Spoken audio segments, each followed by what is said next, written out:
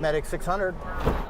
It took all of 3 minutes from the time we hopped in this Lancaster EMS car. We're on course certainly to get over 100 calls today. For one of those calls to be for a heat-related illness. There's a call right there, heat exposure. And the dash across town began.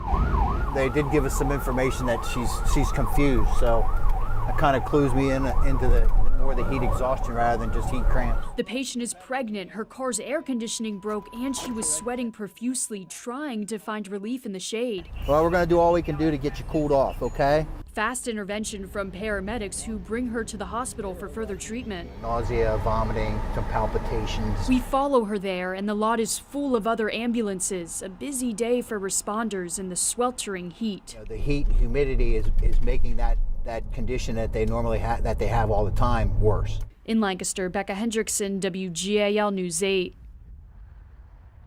I have put $1 billion into our schools. 720,000 Pennsylvanians have health care. In an election season filled with noise. Quiet. The need to be able to quiet that noise, to push that noise out. St. John's Episcopal Church, which is also a polling place, is offering its sanctuary on Election Day for voters to get away. We're certainly seeing it even with our own folks, that there's just a tremendous amount of anxiety and emotion attached to the issues. The type of anxiety that has inspired the Lancaster Interfaith Coalition to get together on the eve of elections. And the truth sets us free. Amen. And pray for the future of the country. To pray and be here, I think, is to put actions to the terms of prayers and thoughts. This group hoping for unity and peace. Pray for the humility to cut through the clutter of all the noise. In Lancaster, Becca Hendrickson, WGAL News 8. It's basics. Basic fundamental football wins games. It's Basic, the social center where men trade town gossip over the buzz of electric shavers. In this town, there's only one thing to talk about. You gotta come out and play and show that you can live up to Mannheim magic. It's no secret that Mannheim Borough lives and breathes Barons football. I mean, when they went to States, it was a ghost town. Everybody was down there. So to see one guy go all the way, well, that's something special. I feel like he should get Coach of the Year just for that in general. I mean, 12 wins, rookie coach. Can't really ask for a whole lot more than that. How cool is this? He is Matt Nagy, the head coach of the Chicago Bears and former QB1 of the Barons, who couldn't come home to see his team play in the state championship, but still sent the guys a video. This gives these kids motivation because it's real for them. Yeah. You can actually, somebody from... It's tangible. You know, it's something they can touch. Absolutely. And it's given the kids a role model. Let's go, Barons! No one would know better than Barons manager Jackson. Why the Bears? Because of Matt Nagy. All these Barons, now Bears fans. They have to be. Just ask the owner at Chad's Barbershop. He's an Eagles fan, just not this weekend. I have to say, openly that I'm a Bears fan this week just because I have to be. Chad Nouse has been cutting Nagy's hair for nearly 20 years. The back room of his shop dedicated entirely to the Barons' legacy. Number 11. Right there. He has a special part for the friend he's stayed close with through the ups and downs of his football career. He really does get to coach in the NFL. I mean, there's 32 guys. So for him to be able to get to where he is, he's had to prove that over time. All the while hanging on to his roots and his favorite barber. Everybody that got him where he is today, he's going to be there for them as well, and that's what he continues to do. In Mannheim, Becca Hendrickson, WGAL News 8. The President of the United States. The President called the man he wants Barletta to replace Sleeping Bob and said he had barely seen Pennsylvania's senior senator in his 1.5 years in office. Bob Casey wants open borders, which means crime. Then Lou Barletta took the stage briefly to tell the president he's with him all the way. We want to secure our borders. We want to put an end to illegal immigration once and for all. And we want to take a knee to pray and stand for the flag. But in minutes, the president was back on the stage and the name calling began. It was Crooked Hillary, Pocahontas, Crazy Bernie, very low IQ Maxine Waters, and then his favorite. The fake disgusting news. The standing room only crowd of around 10,000 making its displeasure with the press known. But there were compliments for Russian President Vladimir Putin. We got along really well. And the leaders of North Korea and China. He also complimented the Queen of England and threatened he will shut down the government if Congress refuses to pay for his wall. This is our country. This is our country. Get the hell out. One of the best things is the border.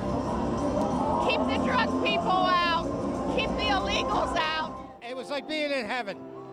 This country has been down the tube so long, controlled by the swamps so long.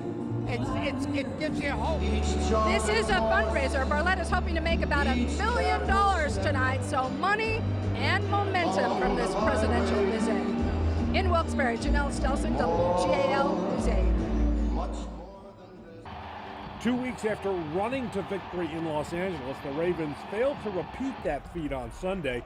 The Chargers' brilliant strategy of sacrificing power for speed used 7 defensive backs to slow down and confuse rookie sensation Lamar Jackson, forcing him into the worst game of his young career. I didn't play my game at all, only towards the end. There's a lot of things I need to work on. We lost. They really didn't have any linebackers out there. You know, they have most of the DBs in the box for more speed, I guess. But we still should have executed. That shouldn't stop us. No doubt about it, a tough way for the Ravens to end a season that just 8 weeks ago seemed like it was lost. But going forward, they've got a lot of faith in Lamar Jackson as their quarterback of the future, despite the fact he struggled for large parts of the game on Sunday. We were considering, putting Joe in the game and all that kind of stuff. That was part of the conversation. Certainly thought about it, certainly talked about it with everybody. And I can tell you this, everybody was on the same page with what we did, everybody, including Joe. In the end, talk about the fourth quarter, Lamar played really well in 2 minutes. So I don't think Joe would have played any better in 2 minutes than Lamar did, so give Lamar credit, right? As you guys could tell, he's devastated right now. And, that's what's going to drive him in the offseason. And he'll come back 10 times better than he was this year. I still love the fans. They're going to come fill up seats for us, man. No hard feelings. They were looking for better in us. We didn't perform well. Happens sometimes. With the Ravens of Baltimore, Pat Principe, WGAL News 8. Apart from the rides and the games and the food, the 3 pillars of any good fare, you could find someone special in Elizabethtown. 13-year-old Isaac. This is my state royalty hat for rabbits. You heard him right. I think my number is about 49 right now. He has a lot of rabbits. We have New Zealand's, we have silver fox, we have tans, we have Havanas, we have checker giants, we have Blanc de Hotos. Not done yet. Mini lops, French Angoras. We have quite the variety. You could say rabbits are his calling. Since I was born, really, my mom and dad got started in it and they met together through rabbits. Believe me, he knows what he's talking about too. You want to come over here to the judging table and I'll show you how to judge. He's got good width of body and he rounds out well over the midsection and hindquarters. But like any other pet owner, you must be covered in rabbit hair 24/7. Yeah. Especially at rabbit shows, there's rabbit hair everywhere. You're going to have rabbit hair all over your clothing. In Elizabethtown, Becca Hendrickson, WGAL News 8. They don't know why. They don't know why. August 24th, 2017, a day Derek Diener will never forget. And everything kind of stood still for that day. A husband, father, and filmmaker, Derek was diagnosed with stage 3 colon cancer at 31 years old. According to the CDC, colorectal cancer is most often found in people who are 50 or older. It's one of those things that you never think it's going to happen to you. He had surgery to remove the cancer and 6 months of chemo. I thought about it like, maybe I should tell my story. So he flipped the script. August 24th, 2017 was the hardest day of my life. And had his company, called Make Films, located in Lancaster City, shine the spotlight on him. Just dealing with cancer and shows my journey and my mental state throughout the process. Derek hopes the 12-minute documentary titled The Day I Became Alive will encourage others to get screened for the cancer. I was going to be okay. Right now, he says he's cancer-free. I'm blessed to have another chance here for a while, and I'm going to make the best of every moment I have. In Lancaster, Brittany Garzillo, WGAL News 8. One by one, performers from near and far marched to the Soldiers' National Monument We had buglers from all over the country, as far away as California. For one final performance with a purpose. To honor those brave soldiers that fought here in Gettysburg. Labor Day marked the conclusion of 100 nights of taps at the Gettysburg National Cemetery. The program started Memorial Day, and each night since, buglers played those solemn 24 notes that tug at the heartstrings of Americans from coast to coast. Al Trapani lives in Gettysburg and was one of those buglers Monday evening.